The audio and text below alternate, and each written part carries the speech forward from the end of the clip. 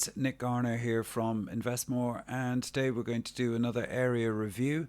We're looking at an area called Burnage, and this is in Manchester M19. So let's get into it.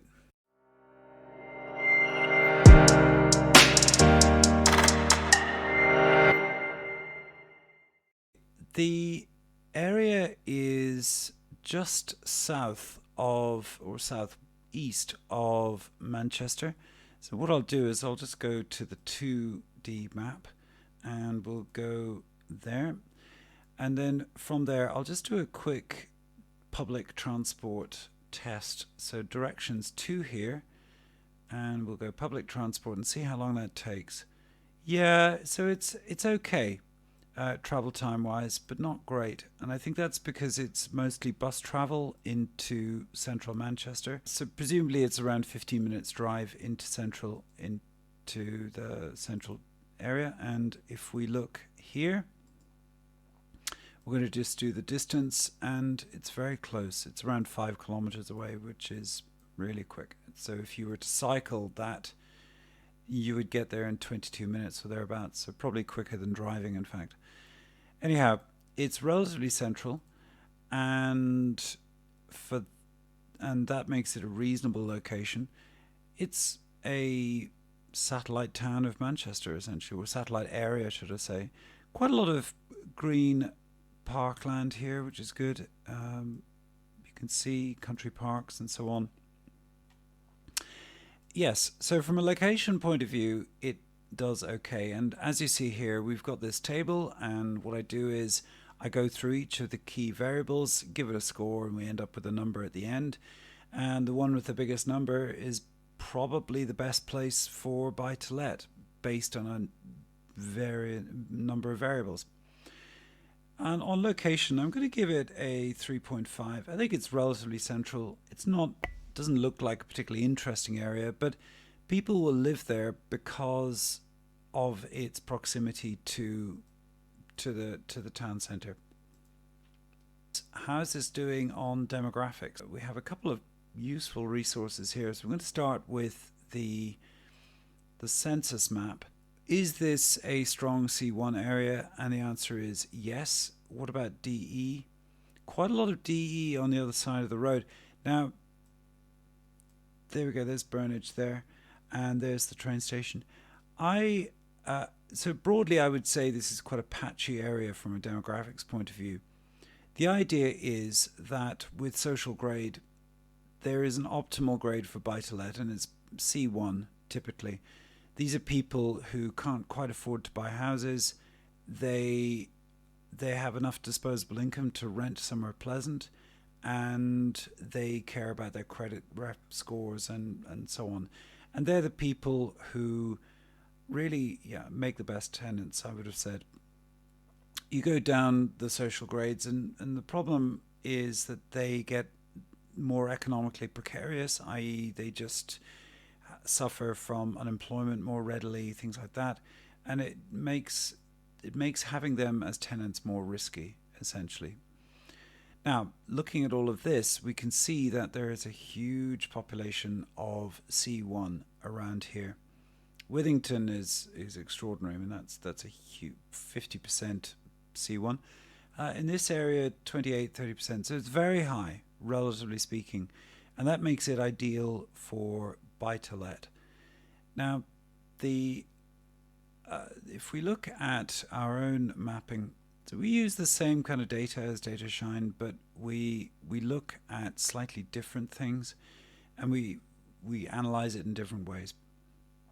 And this is the postcode that represents the center of the area, and these numbers represent the percentage of the population who are not social grade DE. In other words, they are economically robust. And as a general rule, anything above 55% is okay, as long as there isn't too much unemployment, and things like main language English is reasonably high and so on. But overall, this is shaping up quite well from a demographics point of view.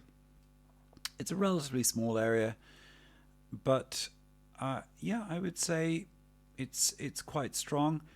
This is one of those places I think where it's relatively prosperous overall. There is social housing, people are well integrated, so probably more or less any area within this patch is okay. All right, let's give it a score on demographics. I'm going to give it a 4. I think it's very strong, but it's not extraordinary. Now, the next thing is crime. Crime is very localized as ever. Generally speaking, there's not that much to report on crime in a given area. You may get this kind of thing going on, 19 crimes here, but it's a high street where there's a lot of throughput of people. You get quite high crime numbers. Now, this is crimes for a whole year. It's relatively peaceful around here. In these quiet residential areas, there's not much crime. You've got a little patch here in this corner. I'm not sure what's going on, but it's not excessive. I'm going to give that a 3.5. Okay, the next thing we're going to look at is capital growth. And to understand that, it's important to understand that prices need to go in line with inflation for you to maintain the value of the asset. In other words, if you bought a property in 2007, you sold it in 2020, sold it for 100,000 in 2020, you would have lost a third of your wealth. The property would have to sell for 141,000 in order to stay in line with inflation. And what I've done here is I've taken house prices from 2007, which was an all-time high in modern history. Last time prices were this high relative to wages was 1895 or something, and therefore it's a very good benchmark. So we're looking at this idea that if you bought a house in 2007, sold it now, how would you have gained or lost? Well, near here you would have gained around 7% in real terms. However, had you bought around here, you might have lost money. If an area has grown or is in and around, say, minus 15% up to plus 20, then that's okay. The higher the long-term growth, the less headroom there might be for future growth. That's the only variable that you should think about. Let's have a look at real growth over the last 5 years. And again, inflation adjusted. And for M19, we've had extraordinary growth, actually. Now, one of the things that's interesting about M19 versus, say, M20, I think this one is SK4. One of the odd things about this little patch, of course, is that the house prices are still relatively affordable and the demographics are relatively good, which is a good combination. So what's obviously happened is that people have recognized that this is a good area to live and capital growth has been explosive. However, in the long term, we're not seeing like 30% growth or whatever.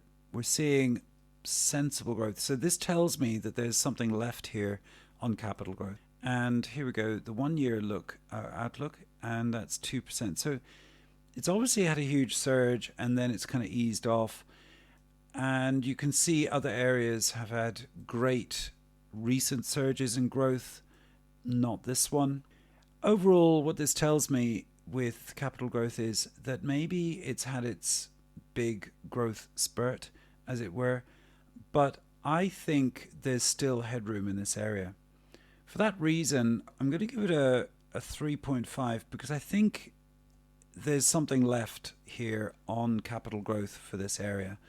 And as long as it continues to be attractive to higher social grade people who have more wealth that can bid the prices up, then it's going to be good. And I also think because of its proximity to the city centre, the quality of the housing stock, which appears to be quite good.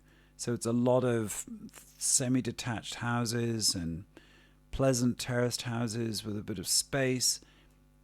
It's a reasonable area, and you will likely find something nice as long as you don't buy anything that backs onto the railway and the usual caveats. But overall, I think this area has potential for continued growth. The next question is, how long would it take to sell and how long would it take to rent the property in this area? In M19, we can see that property isn't selling as quickly as it is in other areas. So 9% of stock is sold each month in this area. 35% of stock available for let is let out. You may think that's quite quick, but what this says is on average it's 3 months to rent somewhere. On average it's over a year to sell something.